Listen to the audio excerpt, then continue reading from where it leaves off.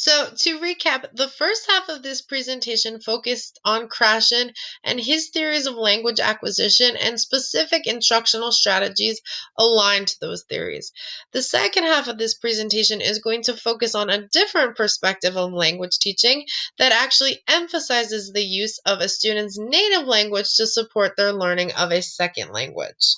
Certain teaching models, especially in ESL, begin to place value on using L1 to support the teaching and acquisition of L2. On this next slide, we're going to talk about additive bilingual teaching, but before we do so,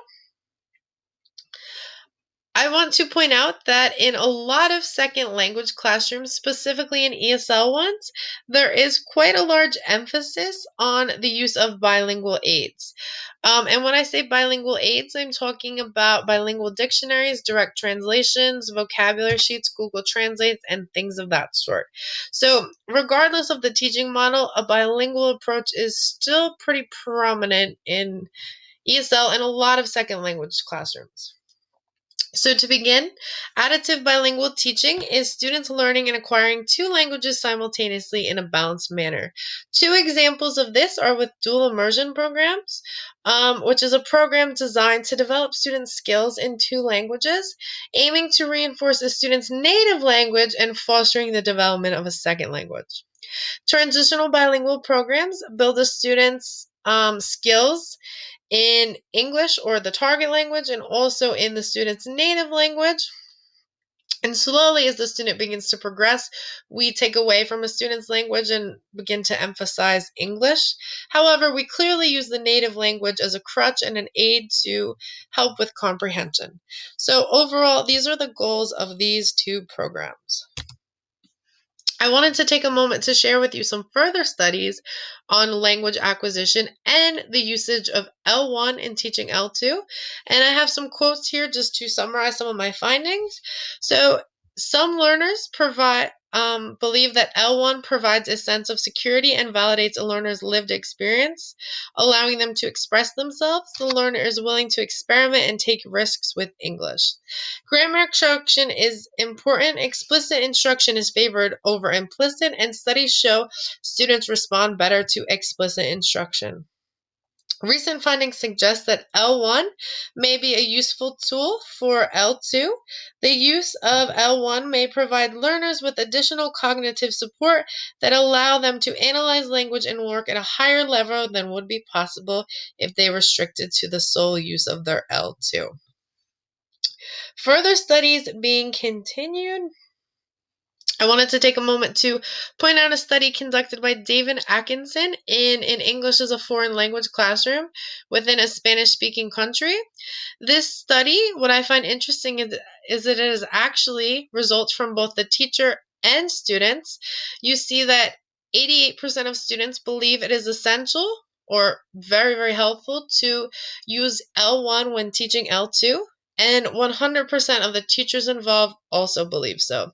You can take a moment to see on this questionnaire that both teachers and students think it's best to use Spanish in English class to explain difficult concepts, to summarize material already covered, introduce new material, define new vocabulary, and there's even a suggested use of L1 in the EFL classroom. So, my question here becomes, considering the second language acquisition theories according to Krashen, how do these programs justify his theories? They seem to truly contradict his research and place a high value on the use of a second language, explicit grammar teaching, and bilingual aids, whereas Krashen's theory didn't really do any of those things. As these theories begin to contradict one another, I revert back to my original question. What are the best practices and instructional strategies to support second language acquisition for students within a classroom if we're now seeing two successful ways of teaching that are entirely different? So now I bring you to what leads up to my conclusion. Krashen's theory on language acquisition versus classroom limitations and overall reality. So In my opinion, I believe that Krashen's theory is entirely plausible and highly supported. However, aside from that, we first need to understand this theory. Then, secondly, we need to shape or modify this theory to fit inside our classroom. We must consider that a classroom has limitations, and a language teacher also has other requirements to fulfill, such as covering content, assessing students, and abiding by state standards, all in a matter of a specific time requirement. I think we can argue that language acquisition is an ongoing process, whereas language teaching is confined to a specific school year. With these other obstacles presented, we must then modify some of Krashen's theories to cover our content and meet our students' needs. In my opinion, I'm thinking this may explain why classrooms do not follow the exact strategies presented by Krashen, but instead use L1, which is also successful, also a little bit preferred by students, and can also expedite their learning process rather than their acquisition process. Some other influential factors to consider that will affect how our students learn or acquire language is how do students respond to instruction? What is their background knowledge? Do they already speak a second language? Are they cognitively capable to receive and understand implicit grammar instruction? Is an effective filter working against students and prohibiting the seamlessness of language acquisition? Does the student have a solid foundation in his or her first language? Depending on how we answer these questions, might give us opportunities to utilize comprehensible input, implicit grammar teaching, um, total use of the target language, communicative activities.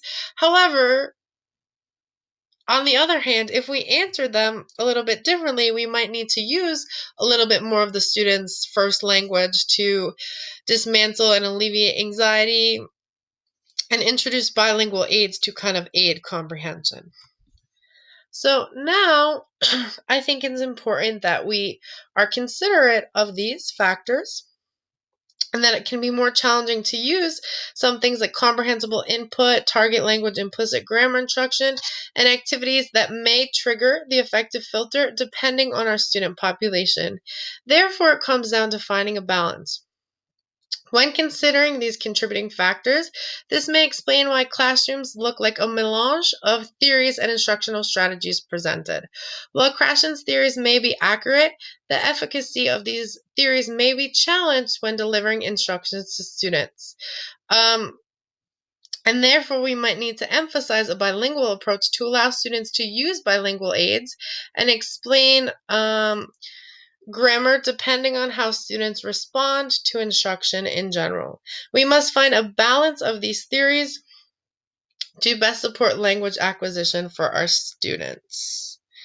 Because clearly we are combating two issues. First of all, understanding how language acquisition unfolds, and then shaping it to fit inside our classroom along with our other requirements as a classroom teacher.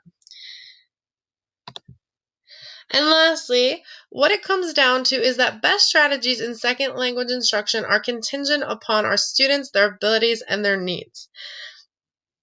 How much time do you have to cover a certain topic? How do students respond to immersion and elimination of L1? How do students internalize grammar?